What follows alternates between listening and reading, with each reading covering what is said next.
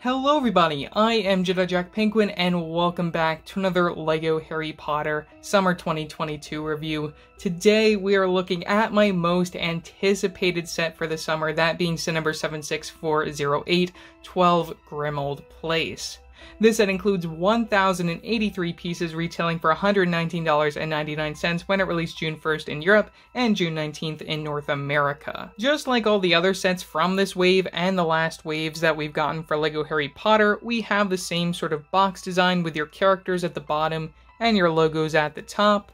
You get your regular stuff off the side, minifigures down from this side of the bottom, and also you get your main set front and center along with a few other pictures just to showcase the transformations. From the very back of the box we have some more pictures showcasing the transformation of this set, along with some pictures of the interior details. So yeah, that's all that I have to say for the box. I'm really excited to open this up and take a look at what's inside.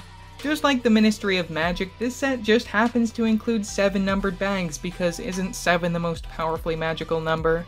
Bag number 5 features 2 numbered bags. You also get a loose piece in addition to the folder containing your instructions and sticker sheet. Now, something new that LEGO's going to start doing in their future sets are including these folders that contain both the sticker sheets and instructions. I really like this because it makes it easier that they don't get damaged, though we're going to have to actually look inside here to see if they are or not. Fortunately, it looks like nothing got harmed. We have a sticker sheet with some of the exterior and interior details. The black family tree, oh, that is so cool. I really love that. And even the curtain where we supposedly have Sirius's mother, I really love that reference. As for the instructions, we follow this new design style that you're going to start seeing for every theme, where we have a random color, the render of the build, your logos at the top, and also this pattern that you're going to eventually see on the paper bags included in various sets. From the very back, you get your piece count leading on to some advertisements. We have one for the Hogwarts layout from last year into this year. Really neat setup, really excited to see how that goes. And then the final overall model for this set, no other advertisements. Kind of disappointing that we don't have any advertisements in here, but still very excited to get on to building this. To start off our minifigure selection, of course we gotta get another Harry Potter variant, which is probably the worst one of this entire wave. He is exclusive only because we get these blue legs for his jeans, which is accurate to the source material, but they look fairly ugly, and the color, it just doesn't work for me. It just doesn't work.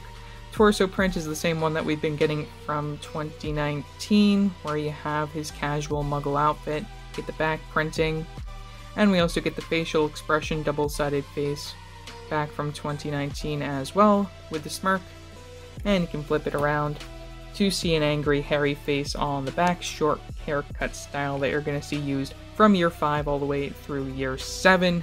Now, one really cool thing about this version of Harry and about a few other figures included in the set is that we get the new broom piece, which is using this pole alongside this broom bottom, which I will remove real quickly so you can see how this works there. You just connect it onto the anti-stud. You also get an anti-stud on the bottom so you can actually stand this up if you want, which is really neat. Though the problem I have with this accessory included in this particular set is the fact that this should actually be Harry's firebolt. Instead of whatever this is supposed to be, you get the firebolt within the Hungarian Horntail set. So it's just kind of confusing, as Harry is supposed to have his firebolt as of this particular movie, so it's just, again, just kind of confusing that this random broom is included instead. You also happen to get a brand new variant of Ron Weasley in this set, again with a brand new torso piece. For this figure, you get no printing on the legs, just the tan legs, which I think works fine. It is accurate to the source material, just like Harry's figure. Get the back printing there, I really love that. And the facial expression should be the same one from back in 2019, with an open mouth grin. And you can spin that right around to see an angry look for Ron. You're going to see this facial expression and hairpiece all the way through to Deathly Hallows. To go along with Ron, we also happen to get the two Weasley twins, starting off with Fred Weasley. We get a brand new torso piece for both the brothers, front and back printing for that. Looks really nice. Though to tell them apart, you get different facial expressions, which we saw back in the year 2020. One with a very nice smirk from the front, and you can turn it around to see an open mouth laugh, and you also get the short haircut style piece, just like their father. George Weasley also featuring the same torso print as Fred. You get a different facial expression to tell them apart, where you have an open mouth grin, and you can spin that right around to see him laughing with his eyes closed. To go along with our two Weasley twins, we also get a really neat accessory as we move down here, that being an extendable ear, which I never imagined that we would ever see this appear in LEGO form. Get one of these giant string pieces here, which is really flexible. I love that. Though at the very end we get this pose piece also in the nougat color, which is a brand new recolor. This piece we have actually gotten in this color before, but we get a print at the very end on this 1x1 circular tile for an ear, which I guess is an interpretation of what LEGO ears would look like if we could see them.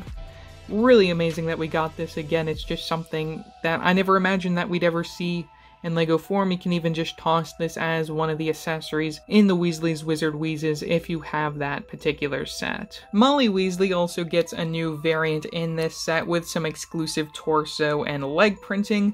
Unfortunately, we're still reusing the same facial expression, the Helga Hufflepuff face from back in 2018. The hairpiece is fine for what it is. They've been using it so much at this point that I think it works. You can take a look at the back printing. And we get a double-sided facial expression, even though it is a reused facial expression. You can spin that right around from the smile to see an open mouth grin where she's looking extra feisty. Now, when it comes to the overall outfit, I would have liked to have seen them done something different here instead of this outfit. I don't know what, but definitely something different than this, because I don't really like how it looks. For the second time ever in LEGO form, we have Kingsley Shacklebolt. We saw him back in the Series 2 Harry Potter collectible minifigures. Now he's making his return, unfortunately without arm printing. And we don't get that felt piece that we saw in that version. We get the robes completely printed from the front of his torso leading down to the legs, which are brand new prints for his character. Here's a look at the back printing. No double-sided facial expression because he's technically bald there. And we also get the same hat piece that we saw introduced in the collectible minifigures series. For his accessories, you get a wand, and then the other one being a broom where we get this tan bottom, which is currently only available within this particular set. Next up, we have Nymphadora. Don't call me Nymphadora. We have Tonks, who prefers to be known as her surname. We get some brand new prints for both the torso, legs, and facial expression there. I really love that we get a brand new facial expression for her minifigure. Just like Harry, we get this broom for her accessories, same style as you get for him. Here's a look at the back printing where you can see the little hood. And as I said, double-sided facial expression for her figure, one with a very nice smirk. And then the other one, which is a lot more fun, you can turn that right around to see the pig nose as they're eating dinner and she's transforming her face. You're going to see a duck face in the advent calendar. That's going to be a lot of fun. I really can't believe that they made this. In addition, we get a recolor of the Severus Snape hairpiece in that lavender color for her minifigure, which I think works really great, though you can also interchange that with this red hairpiece for when she's getting a little angry. If you don't know, Tonks can change her facial expression as a metamorph magi. At last, we're at the man of the house, Sirius Black himself, who features brand new prints for both the legs, torso, and even the facial expression, which you're also going to see in 2 other sets for this summer. Now, the hairpiece also returns from back in 2019. Overall, I think his outfit looks great. He used that dark, dirty earth green for his torso. You can take a look at the back printing, which looks really nice to complete the figure. Would have liked some side leg printing, just to continue the bottom of his sort of tailcoat going on, but it's fine for what it is. Facial expression, you get a little smirk. And then one which I guess better fits Prisoner of Azkaban, where you have this crazy shouting face for Sirius, which is actually really cool. I love this facial expression a lot better than the one that we got back in 2019. Overall, I think it fits Sirius very well, and I especially love the first one. The first one works very well to complete his figure. Saving the best for last.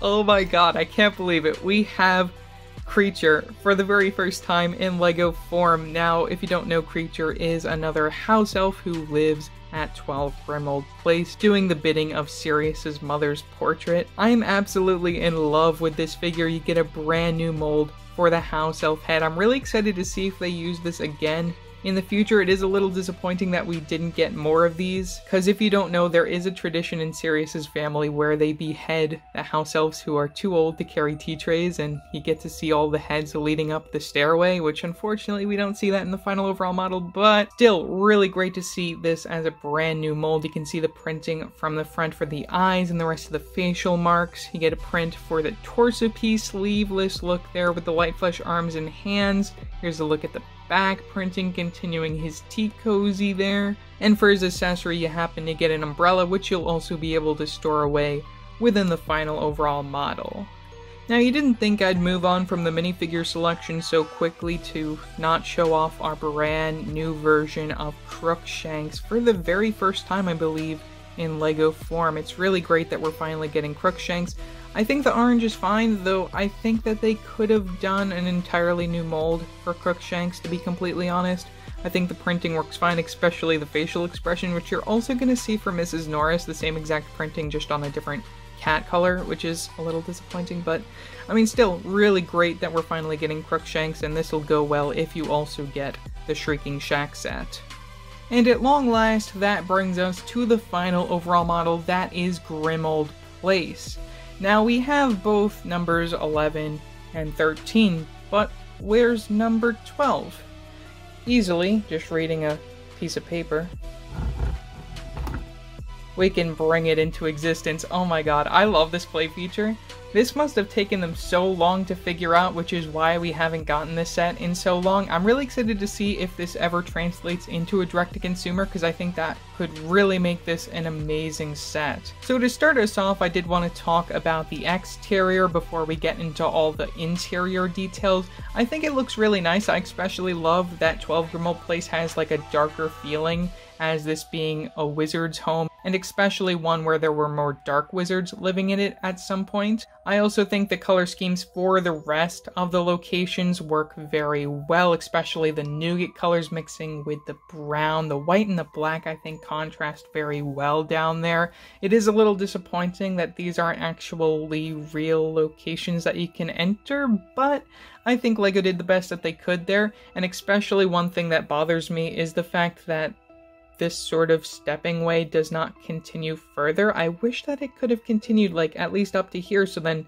it felt like there were actually a way for you to get into this spot. I mean, when you push this all back, you can see that everything lines up real perfectly. It's just once that house squeezes back through that everything doesn't really align, except for, I guess, 12 Grimmauld Place aligns, which is probably all that matters at this point. You can open up the door and go right inside to the kitchen, which honestly shouldn't be there at this point.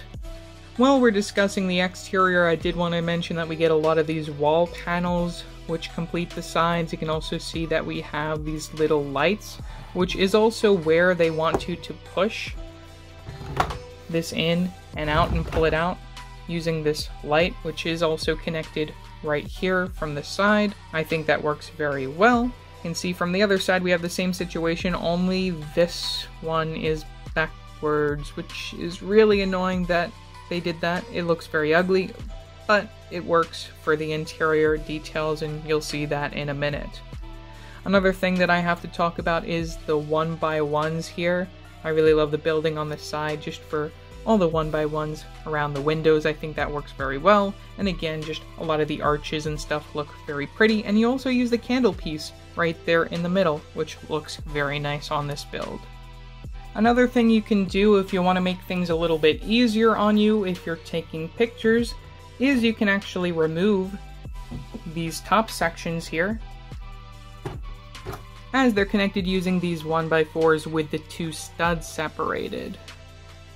Now spinning this all the way around, we can look at the interior, where we can also expand it, so you can take a look at all of the different features. We're going to start from the bottom and work our way up. So from the very bottom here, you can see we have a little closet, which you can open up to reveal a spot where you can hide something, or maybe even a minifigure you can hide in there. You can put a boggart in there for fun, I guess.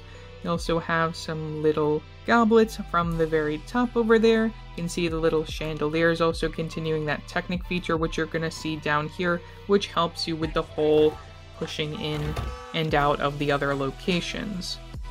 Additionally, we have a little kitchen, which for some reason is located right directly out from the front door. We should actually be switching these rooms, even though I definitely prefer that there is more space for the kitchen table here. You can see that we have some coffee cups and some more goblets in the clear color, though we also happen to get a brand new print, which is currently only available in this set. We have the Daily Prophet, the Boy Who Lies. I love this tile print. I'm excited to see if this pops up again in the future. We also get a few areas where you can sit your minifigures or stand them on this tiled area. The kitchen is rather cramped. You can also move things around and put them down to the side if you want to, which I also really like that they include that feature. You have some more of those coffee mugs, and also another little storage area which doesn't have anything in it. That is one of my only gripes with this set, that we don't have anything in the storage containers, and on top of that, we don't have any food. We only have drinks, which is